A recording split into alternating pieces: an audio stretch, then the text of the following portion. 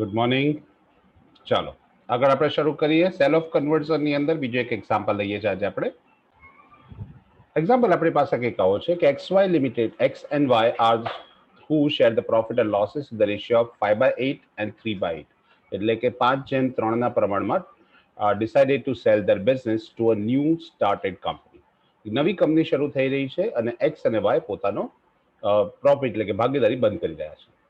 On which date the balance sheet was as under. Balance sheet આપેલી છે તમને. X વાયની કેપિટલ છે, ડેપ્રિસિએશન ફંડ એટલે ઘસારા ભંડોળ આપેલું છે, ક્રેડિટર્સ આપણને આપેલા છે, અસેટ સાઇડ પર machinery, debtor, stock and cash. Okay.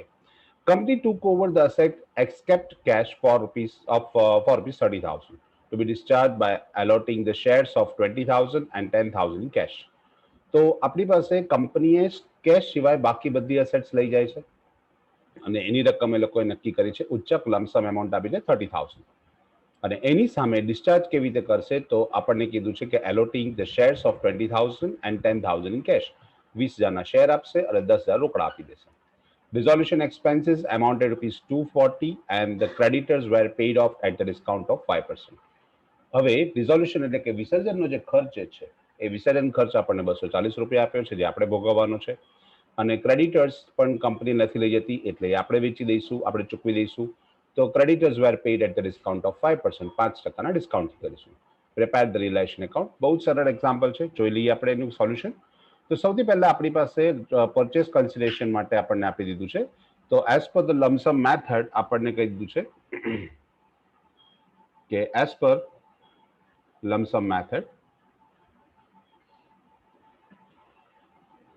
બરાબર છે, આપણને એમાઉન્ટ આપી દીધી છે 30,000 બરાબર છે. અને એનો ડિસ્ચાર્જ જે કરીએ, ડિસ્ચાર્જ આપણને કરેલું છે એટલે કે કેવી રીતે રકમ ચૂકવશે એ પણ આપણને આપી દીધું છે. તો એની અંદર આપેલું છે ઇક્વિટી શેર્સ બરાબર છે. સામાન્ય રીતે એની કિંમત 10 રૂપિયા જ હોય છે એટ ધ રેટ ઓફ 10 બરાબર છે. આપણે અહીંયા આગળ રકમ લખી લઈશું. રકમ આપણી પાસે આપી છે 20,000, એટલે સ્વાભાવિક છે કે આપણને 2,000 શેર આપેલા છે બરાબર છે. તો અહીંયા આગળ આપણે લખી જ નાખીએ કે 2,000 equity shares, okay, at the rate of 10. ચાલો, બાકીની રકમ માટે તમને કીધું છે કે બાકીના 10,000 રૂપિયા આપણને કેશ ચૂકવી દેશે એટલે કેશ બરાબર છે. અને એ રકમ આપણને આપી છે 10,000. તો આપણી પાસે રકમ પૂરી 30,000 રૂપિયા થઈ ગઈ. ચાલો, એટલે ડિસ્ચાર્જ પણ લખી નાખ્યું, પરચેસ કન્સિડરેશન પણ થઈ ગયું. હવે એક્ઝામ્પલની અંદર શરૂઆત કરીએ. તો એક્ઝામ્પલમાં સૌથી પહેલા તો આપણે એક્સ અને વાયની કેપિટલ લખી લખીશું બરાબર છે. એક્સ અને વાયની કેપિટલ 15,000 અને 9,000 આપણે એના પાર્ટનર્સ કેપિટલ એકાઉન્ટની અંદર નોંધ કરી દઈશું. તો પાર્ટનર્સ કેપિટલ એકાઉન્ટની અંદર નોંધ કરવા માટે તો પાર્ટનર્સ કેપિટલ એકાઉન્ટની અંદર સૌથી પહેલા આપણે લખી નાખીએ કે બાય બેલેન્સ બ્રોટ ડાઉન બરાબર છે. આપણી પાસે બેલેન્સ આપણને આપેલું છે 15,000 અને આપણી પાસે આપેલું છે 9,000 બરાબર છે. વેચવા લાયક આપણને કોઈ આઈટમ આપેલી નથી એટલે 15,000 અને 9,000 આપણે લખી લીધા. ત્યાર પછી આપણને કીધું છે ડેપ્રિસિએશન ફંડ ને ક્રેડિટર્સ. તો ડેપ્રિસિએશન ફંડ ને ક્રેડિટર્સ તો બંને રિયલાઇઝેશન એકાઉન્ટની અંદર ટ્રાન્સફર કરી દઈશું બરાબર છે. તો બાય લાયબિલિટી ટ્રાન્સફર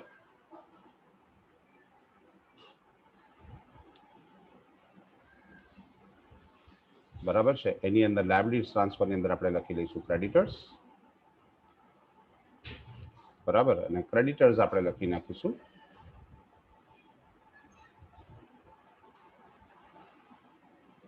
ક્રેડિટર્સની ઇનર કોલમમાં રકમ લખી લઈએ પહેલા. એક જ આપણી પાસે આપેલા છે ક્રેડિટર્સ. તો ક્રેડિટર્સ જે આપણી પાસે આપેલા છે 4,000 રૂપિયા બરાબર છે. ક્રેડિટર્સ 4,000 છે ને ડેપ્રિસિએશન પણ 2,000 રૂપિયા છે. તો 4,000 રૂપિયા આપણે ક્રેડિટર્સ બરાબર છે. અને નીચે આપણે ડેપ્રિસિએશન ફંડ જે નોંધવાનું છે, ડેપ્રિસિએશન ફંડ છે એ આપણે અલગથી લખી લઈશું બરાબર છે. અહીંયા આગળ 4,000 બહાર કાઢી દઈએ. એક જ વસ્તુ, લાયબિલિટી ટ્રાન્સફરની અંદર આપણે બીજી કોઈ વસ્તુ નહીં લખીએ. રિઝર્વ ફંડ જે આપણી પાસે છે એ આપણે અલગથી નોટ કરવું પડશે એટલે બાય ડેપ્રિસિએશન ફંડ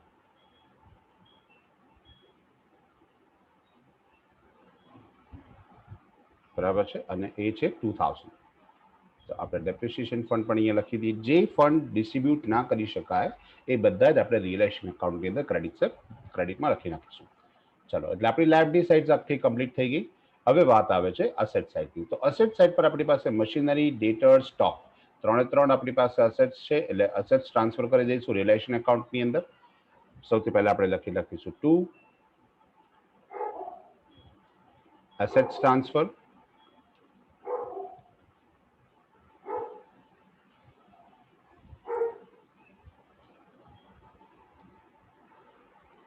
મશીનરી, બરાબર છે. મશીનરીની અમાઉન્ટ આપણી પાસે આપેલી છે 8,000 રૂપિયા, મશીનરી 8,000, બરાબર છે. ત્યાર પછી સેકન્ડ આપણને આપેલું છે ડેટર્સ 5,000 અને સ્ટોક 16,000. તો ડેટર્સ લખી લઈએ અંદર,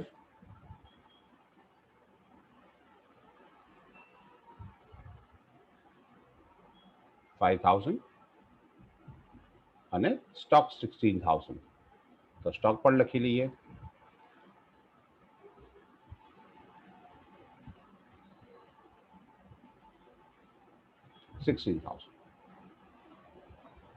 એટલે ટોટલ આપણી પાસે બધા જ સ્ટોક, બધું જ અસેટ્સ આપણે લખી નાખીએ. હવે અસેટ્સ લખાઈ જાય એટલે આપણે અહીંયા આગળ નોંધ કરી દઈશું. ટોટલ અસેટ્સ આપણે બહાર ટ્રાન્સફર કરી દઈશું. એટલે અસેટ્સ ટ્રાન્સફરની અંદર કુલ રકમ આપણી પાસે 29,000 થઈ જશે. 8 + 5 + 16 બધાનો સરવાળો કરી દો એટલે 29,000 રૂપિયા આપણી પાસે અસેટ્સ ટ્રાન્સફરમાં જ લખી નાખ્યું. કેશનું બેલેન્સ આપણી પાસે આપણને આપેલું છે એક્ઝામ્પલમાં. તો કેશ બેલેન્સ 1,000 છે. તો 1,000 રૂપીસ કેશ બેલેન્સ કેશ એકાઉન્ટમાં ટ્રાન્સફર કરી દઈશું. અસેટ્સનું ઓલવેઝ ડેબિટ બેલેન્સ હોય એટલે ડેબિટ સાઇડ પર આપણે લખી નાખીશું ટુ બેલેન્સ બ્રોટ ડાઉન 1,000, બરાબર છે. ચાલો, હવે વાત કરી દઈશું આપણે આખું સંપૂર્ણ જે ફાઇનલ એકાઉન્ટ્સની અંદર, સોરી, જે આપણી પાસે બેલેન્સ શીટ છે, આપણી આખી બેલેન્સ શીટ છૂટી પાડી દીધી. હવે વાત આવે છે કે નીચે એડજસ્ટમેન્ટ્સમાં સૌથી પહેલું પરચેસ કન્સિડરેશન. તો પરચેસ કન્સિડરેશન આપણી પાસે 30,000 છે. તો પરચેસિંગ કંપનીનું નામ આપણને અહીંયા આગળ આપેલું નથી એટલે આપણે એ એમાઉન્ટ પરચેસિંગ કંપનીના એકાઉન્ટમાં લખી દઈશું. જે કંપની છે એ કંપનીનું નામ નથી આપણી પાસે એટલે આપણે અહીંયા આગળ રિયલાઇઝેશનમાં સૌથી પહેલા ક્રેડિટ સાઇડ પર આપણે એન્ટ્રી આપી દઈશું કે બાય પરચેસિંગ કંપની એકાઉન્ટ.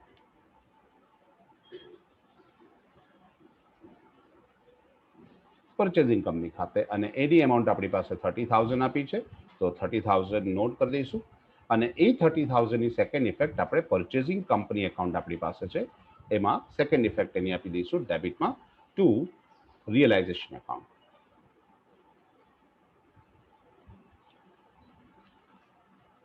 અને એમાઉન્ટ આપણી પાસે 30,000 છે. તો 30,000 આપણે લખી લઈએ. જેવું આની નોંધની તરત તૈયારી થાય એના પછી તરત જ આપણે શું કરતા હોઈએ છીએ, આની સામે આપણે તરત જ એની ડિસ્ચાર્જની આપણે એન્ટ્રી આપી દેતા હોઈએ. તો આપણી પાસે જે કઈ રકમ આપણને મળી, તો ઇક્વિટી શેર આપણને મળ્યા છે. તો equity share of purchasing company, બરાબર છે. કેટલી રકમના આપણી પાસે શેર મળ્યા છે? તો 20,000 આપણને મળ્યા છે. તો 20,000 શેર્સ છે. તો 20,000 રૂપિયા લખી લઈશું અને બાકીની રકમ આપણને કેશમાં મળી છે. તો આપણે લખી નાખીશું બાય કેશ, કેશ એકાઉન્ટ. અને કેશ એકાઉન્ટની અમાઉન્ટ આપણી પાસે છે 10,000.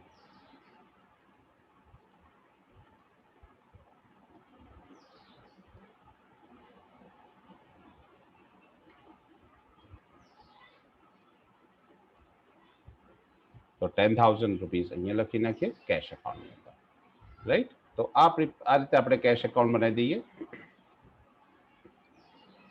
ચાલો, એટલે ટોટલ આપણી પાસે 30,000 થઈ ગયું. હવે આની આપણે સેકન્ડ ઇફેક્ટ આપણે આપી દઈશું. કેશની એન્ટ્રી તો આપણે કેશ એકાઉન્ટમાં લખી શકીએ છીએ એટલે ડેબિટ સાઇડ પર આપણે લખી નાખીશું ટુ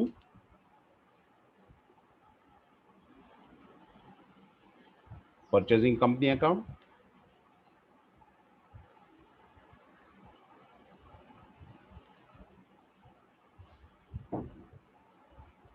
પરચેસિંગ કંપનીના એકાઉન્ટની જે આપણી પાસે રકમ છે એ રકમ આપણે જે કેશની અમાઉન્ટ આપણી પાસે મળી 10,000 એ 10,000 આપણે પરચેસિંગ કંપનીમાં લખી નાખીશું.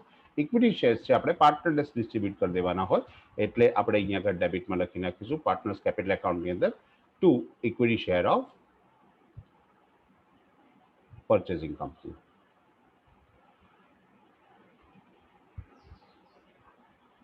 એકાઉન્ટ બરાબર છે. તો આપણી પાસે જે શેર્સ છે એ શેર્સ 20,000 રૂપીઝના શેર્સ છે. કઈ રીતે ડિસ્ટ્રીબ્યુટ કરવાના છે એના વિશે આપણને એક્ઝામ્પલમાં માહિતી આપેલી હશે, નહીં આપેલી હોય તો આપણે ફાઇનલ ક્લેમ રેશિયોમાં ડિવાઈડ કરી દઈશું. ઓકે, તો અહીંયા આગળ આપણી પાસે જો એક્ઝામ્પલમાં જોઈએ તો અહીંયા આગળ બીજું કશું આપણને નથી કીધેલું, તો આપણે ફાઇનલ ક્લેમ રેશિયો પર જ જવાનું છે. ઓકે, આગળ જોઈએ તો ડિઝોલ્યુશન એક્સપેન્સીસની એન્ટ્રી આપણને આપેલી છે. તો ડિઝોલ્યુશન એક્સપેન્સીસ આપણે કેશમાં પે કરી દઈએ છીએ 240 રૂપીઝ. તો આપણે રિલેશન એકાઉન્ટની અંદર ડેબિટમાં લખી નાખીશું કે to cash and bank account. આપણી પાસે અહીંયા કેશ એકાઉન્ટ છે એટલે કેશ એકાઉન્ટ, અને 240 રૂપીઝ ડિઝોલ્યુશન એક્સપેન્સીસ ઓર રિયલાઇઝેશન એક્સપેન્સીસ કહેવાય આપણી પાસે.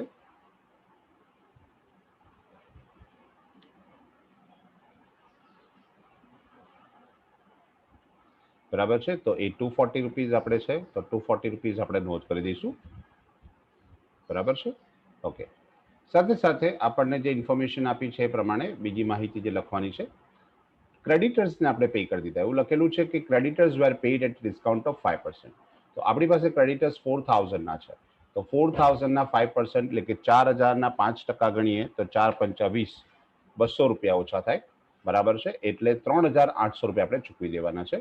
તો અહીંયા આગળ એની પણ પહેલા ઇફેક્ટ આપી દઈએ to creditors, to cash account, sorry, બ્રેકેટમાં આપણે લખી નાખીશું ક્રેડિટર્સ.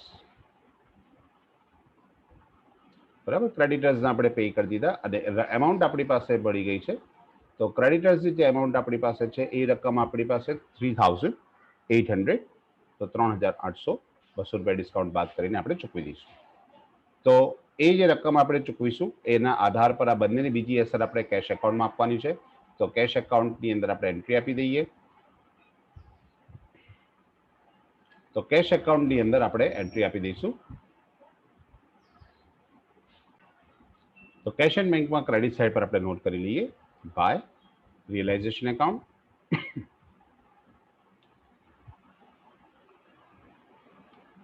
બરાબર છે, જે આપણે રિયલાઇઝેશન એક્સપેન્સીસ 240 રૂપીઝના પે કર્યા તે, અને સેકન્ડ ઇફેક્ટ જે આપણે આપવાની છે એ આપણે નોટ કરી દઈશું બાય જે સેકન્ડ ઇફેક્ટ આપણે ક્રેડિટર્સ જે પેમેન્ટ કર્યું છે એ પણ રિયલાઇઝેશન તરીકે જ લખાશે. આપણે જો જરૂર લાગે તો એને આપણે રિયલાઇઝેશન એક્સપેન્સના બ્રેકેટમાં ક્રેડિટર્સ પેડ ઓફ લખી શકાય છે. બરાબર છે, 3,800 રૂપીઝનું આપણે પેમેન્ટ કર્યું. બરાબર, ઓકે. તો જે ઇન્ફોર્મેશન આપણને એક્ઝામ્પલમાં આપી હતી ઓલમોસ્ટ બધી ઇન્ફોર્મેશન આપણે પૂરી કરી દીધી છે. રિયલાઇઝેશનની એન્ટ્રી આપી દીધી છે. Prepare the realisation account, cash account and partners capital account in books of the form. લાસ્ટમાં તમને લખેલું છે કે the partners divide the shares in the ratio of their capital. અહીંયા ફાઇનલ ક્લેમ રેશિયોનો ઉપયોગ નહીં કરીએ. જો ક્યારે કરી શકાય જ્યારે આવું કોઈ ઇન્ફોર્મેશન ના આપેલી હોય ત્યારે. આપણને લખેલું છે કે partners divide the shares in the ratio of their capital. એમની મૂડીના પ્રમાણની અંદર એ શેર્સ વેચી દેશે. તો આપણે મૂડીનું જે પ્રમાણ જે છે મૂડીનું પ્રમાણની ગણતરી કરી લઈએ. તો અહીંયા આગળ વર્કિંગની અંદર આપણે કેલ્ક્યુલેશન લખી લઈએ છીએ કે વર્કિંગ નોટ નંબર 1,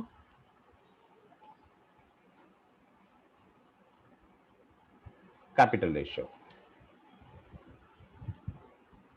તો બંનેની આપણે જોઈએ તો એક્સ અને વાય આપણી પાસે બે પાર્ટનર આપેલા છે. તો એક્સ અને વાય, એક્સ જેમ વાયની વાત કરીએ તો એક્સ જેમ વાયની મૂડી આપણને આપેલી છે 15,000 અને 9,000. તો 15,000 અને 9,000, 15,000 જેમ 9,000 આપણે લખી નાખીશું એટલે આપણે એની મૂડીનું પ્રમાણ નક્કી કરી શકાય. બરાબર છે, 15,000 જેમ 9,000 આપેલું છે એટલે તમે જરા શોર્ટ કરશો તો રકમ આપણને બંનેમાં 3 0 કાઢી નાખીએ એટલે 15 જેમ 9 અને 15 જેમ 9 ને શોર્ટ કરી દઈએ એટલે આપણી જે પાસે રકમ થઈ ગઈ. બંનેને 3 વડે ડિવાઈડ કરી દઈએ એટલે 5 તારી 15 અને 3 તારી 9 એટલે 5 જેમ 3ના પ્રમાણમાં આપણે ડિસ્ટ્રીબ્યુટ કરી શકાશે. તો 5 જેમ 3ના પ્રમાણમાં આપણે શેર્સ ડિસ્ટ્રીબ્યુટ કરી દઈશું. તો 5 જેમ 3ની અંદર આપણે જે શેર્સ આપણી પાસે છે ડિસ્ટ્રીબ્યુટ કરી દઈએ. તો આપણી પાસે 20,000 રૂપીઝના શેર્સ છે. એટલે કે આપણી પાસે 2000 નંબર ઓફ શેર્સ છે. તો 2000 શેરને આપણે 5/3 માં ડિસ્ટ્રીબ્યુટ કરી દઈશું. તો અહીં આગળ આપણે સૌથી પહેલા મિસ્ટર એક્સ ની વાત કરીએ તો મિસ્ટર એક્સ ના જે શેર્સ થશે એ આપણી પાસે 2000 શેર ગુણ્યા 5 અને ભાગ્યા 8 કરી દઈશું એટલે આપણને એનો જવાબ મળી જશે. તો ટોટલ આપણી પાસે આવશે 1250 1250 બરાબર. અને એટ ધ રેટ ઓફ 10 10 રૂપિયાના એક શેરનો ભાવ છે એટલે આપણી પાસે રકમ મળશે 12,500 બરાબર. સાથે સાથે બીજેની કેલ્ક્યુલેશન કરી દઈએ મિસ્ટર વાય ની. તો મિસ્ટર વાય માટે આપણે ગણતરી કરીશું તો મિસ્ટર વાય ના પણ એવી જ રીતે 2000 શેર્સ ને ગુણ્યા 3 ગુણ્યા એનો 3 આવશે અને છેદમાં 8 3/8 બરાબર. એટલે એના શેર્સ આવશે 750 અને એ શેર્સની કિંમતને આપણે 10 રૂપિયા સાથેની ગુણાકાર કરી દઈએ એટલે એની કિંમત થઈ જશે 7,500. તો આ જે રકમ આપણી પાસે મળી એ કેલ્ક્યુલેશન પ્રમાણે આપણે બ્રેકેટમાં લખી નાખીશું working note number 1 partners capital એકાઉન્ટની અંદર આપણે નોટ કરી દેવાનું. એટલે રકમ આપણી પાસે મળશે 12,500 બરાબર છે અને 7,500 બરાબર. 12,500 અને 7,500 આપણી પાસે શેર્સનું પ્રમાણ એટલે કે ઇક્વિટી શેર્સ આપણે વેચી દીધા. અહીં આગળ તમે લખી શકો છો પાર્ટનર્સ કેપિટલ એકાઉન્ટની અંદર લખ્યા પછી કે વર્કિંગ નોટ નંબર 1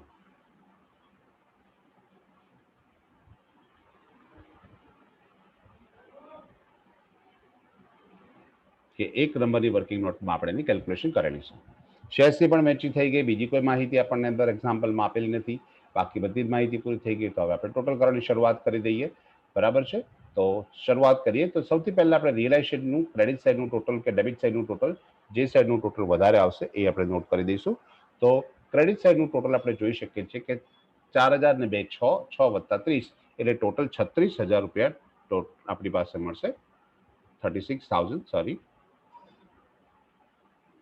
36,000 ટોટલ આવશે અને એ 36,000 ટોટલ જે છે ડેબિટ સાઇડ પર આપણે લખી લઈશું 36,000. જે ડિફરન્સ આવશે એ પાર્ટનર્સ કેપિટલ એકાઉન્ટમાં લખાશે એટલે 2 નોટ કરી દઈશું આપણે પાર્ટનર્સ કેપિટલ એકાઉન્ટ.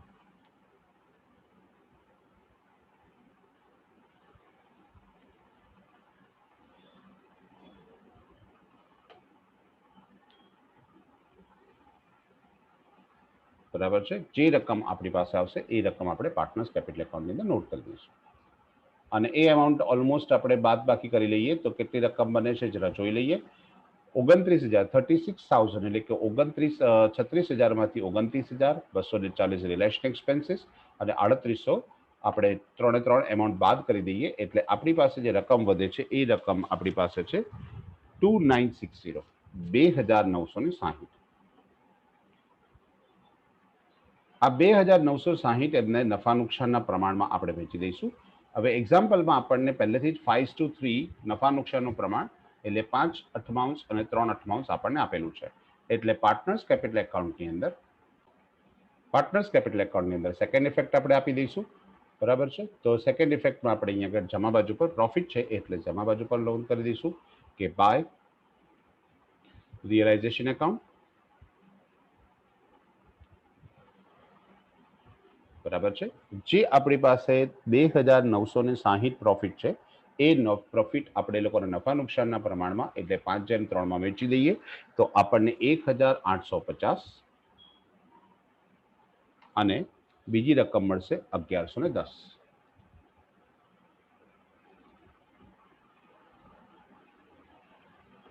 બરાબર છે. જે રકમ આપણી પાસે છે એ રકમને આપણે 5/8 વેચી દીધી.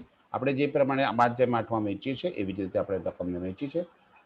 ઓકે, આ માહિતી થઈ ગઈ એટલે હવે આપણે કેલ્ક્યુલેશન કરીશું પાર્ટનર્સ કેપિટલ એકાઉન્ટનું ટોટલ કરવાનું. તો પાર્ટનર્સ કેપિટલ એકાઉન્ટની જો ટોટલની વાત કરીએ તો એક્સનું જે જમા બાજુનું ટોટલ છે એ વધારે થાય છે. 15,000 ની અંદર 1,000 ઉમેરી દઈએ એટલે 16,850 એનું જમા બાજુનું ટોટલ થશે.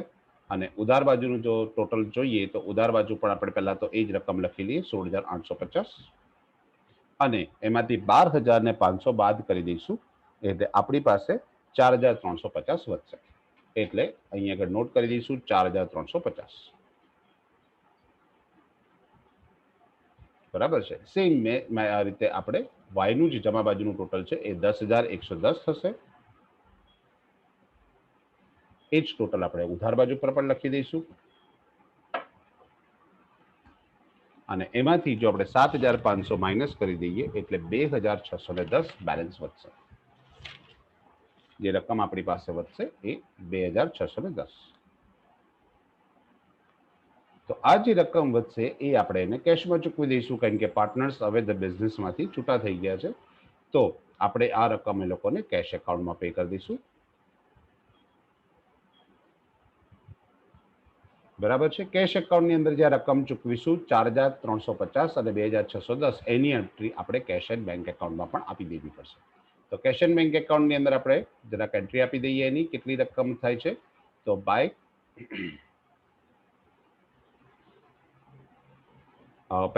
પહેલો વ્યક્તિ આપણી પાસે એક્સ છે તો એક્સ કેપિટલ એકાઉન્ટ,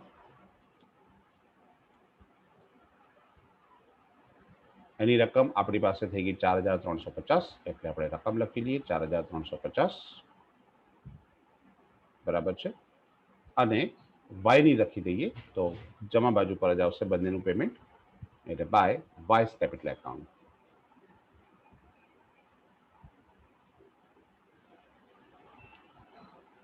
અને એની રકમ આપણી પાસે થઈ 2,610 તો એની રકમ લખી નાખીએ 2,610 બરાબર છે. તો આપણે જે રકમ ચૂકવી દીધી એ બધી રકમ ચૂકવાઈ ગઈ છે પાર્ટનર્સ. હવે કેશ એકાઉન્ટ આપણી પાસે ટેલી થઈ જવું જોઈએ. તો ઉધાર બાજુનું ટોટલ આપણી પાસે 11,000 થાય છે. જમા બાજુનું ટોટલ તમે ચેક કરી લો 11,000 થાય છે. જમા સાઈડનું જે ટોટલ છે એ ટોટલ આપણને 11,000 મળી જશે. તો આ રીતે કેશ એકાઉન્ટને ટેલી થઈ જાય છે. બરાબર. પરચેસિંગ કંપનીનું જે એકાઉન્ટ છે ઓલરેડી ટેલી છે બંને બાજુ 30,000 બરાબર. એની અંદર કોઈ ફેરફાર છે જ નહીં કારણ કે બંને સાઈડનું ટોટલ સરખું થઈ જાય છે. આ રીતે આપણે કર્યો એક્ઝામ્પલ નંબર 5. બીજું એક એક્ઝામ્પલ છે એની ચર્ચા આપણે નેક્સ્ટ લેક્ચરમાં કરીશું. બાય.